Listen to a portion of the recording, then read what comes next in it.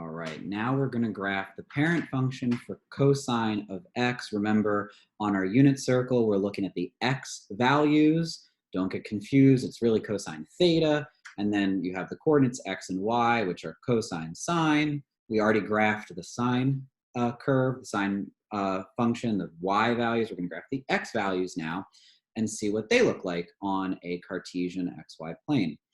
You should have drawn another blank graph.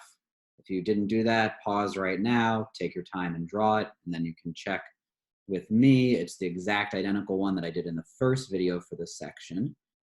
Okay, so here it is. We're doing cosine x. Remember, we're looking at the x values. That's not the same as this x. Yes, math can be confusing, but there's plenty other examples of that in the world. All right, so let us start with 0. What is the x value when our angle is 0, when theta is 0, and that is 1.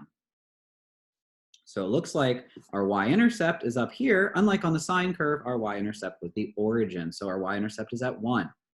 We're at pi over 6. What is the cosine of pi over 6? It is rad 3 over 2. If this is 0.75, rad 3 over 2 is right here. Remember, I spaced my y-axis by a quarter, 2 boxes to get to a quarter. So I actually really spaced it by an eighth. So it's right below this blue line. Here's 1, here's the blue line, it's right below it. Pi over 4 is in between these two blue lines. Pi over 4, the cosine of pi over 4 is rad 2 over 2. If this is 0.75, it is just below it. Cosine of pi over 3 is 1/2. Cosine of pi over 2 is 0. Okay, so it's basically the same values as the sine function, right? Which we know, we've practiced, we've repeated, but in a different place. Let's keep going. Cosine of 2 pi over 3, that is going to be -1/2. Cosine, I didn't write out the rest of my 4s. Cosine of 3 pi over 4 is going to be negative rad 2 over 2, so that is below 3/4. Cosine of 5 pi over 6 is negative rad 3 over 2. Cosine of pi is, whoopsies, cosine of pi is -1. Okay, just check pi, -1. All right. Cosine of 7 pi over 6 is negative rad 3 over 2. Cosine of, I put my, that's wrong. My pi over 4 needs to go here between 7 pi over 6 and 4 pi over 3. Okay, so my cosine of negative 5 pi over 4 is negative rad 2 over 2. Cosine of 4 pi over 3 is -1/2. And the cosine, remember this purple line does not exist. The cosine of 3 pi over 2 is 0. The x value of 3 pi over 2 is 0. And back up. 5 pi over 3, the cosine of 5 pi over 3 is 1/2. The cosine of 7 pi over 4 is going to be rad 2 over 2.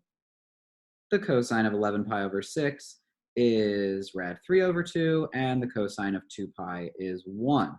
So it looks like we start at the mountaintop and we go down. Remember, this is a curve, and sometimes the curve is not as steep, and then it gets really steep, and it keeps curving all the way down to the bottom of this valley. The bottom of the valley is at pi, curves back around, gets really steep. We get to a y-intercept at 3 pi over 2, and then it looks like we're going to curve back around. Not perfect, okay?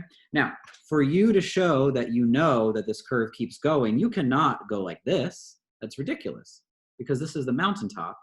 You're going to have to show me like that it curves back around, and then now you're showing me that it goes off into infinity on the positive side of the x-axis in the same fashion. So again, curvy, we start at the mountaintop, our y-intercept is the mountaintop, is the peak, and we go curvy down to the bottom of the valley, curve back up, all the way to the top of another mountain peak.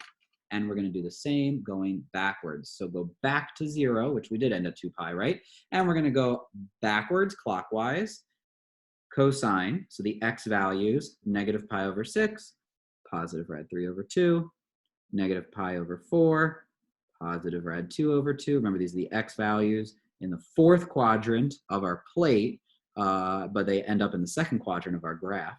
Cosine of negative pi over 3, that's the same as 5 pi over 3. The cosine of negative pi over 3 is going to be 1/2.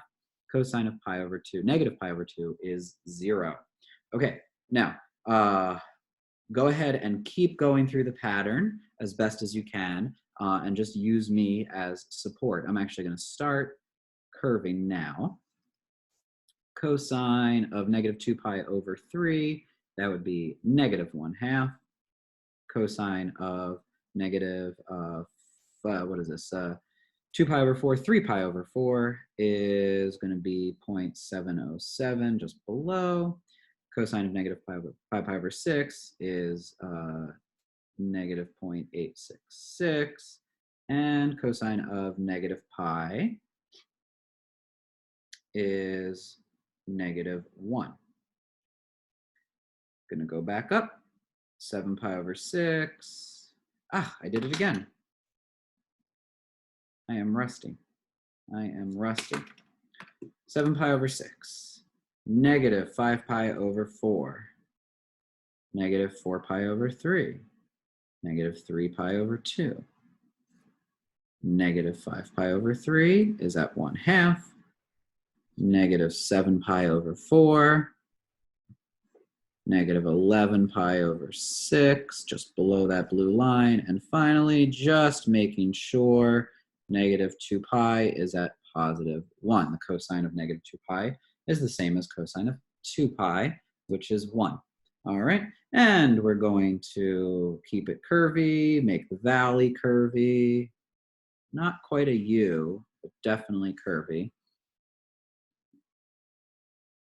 Okay, and to show me that you know it goes to negative infinity, you have to curve back down just a little bit and make an arrow there. Now here's our parent function for the cosine of x. And you've probably looked ahead in chapter 9, section 4. You know that from our parent functions, which we need to get an appreciation of, we are going to start translating things up, down, left, right. We're going to stretch, shrink vertically. We're going to stretch, shrink horizontally, which there's a new vocab word for, which we're going to learn. But for now, this is the parent function of cosine. We're going to get more practice on it as we start translating these functions or transforming these functions.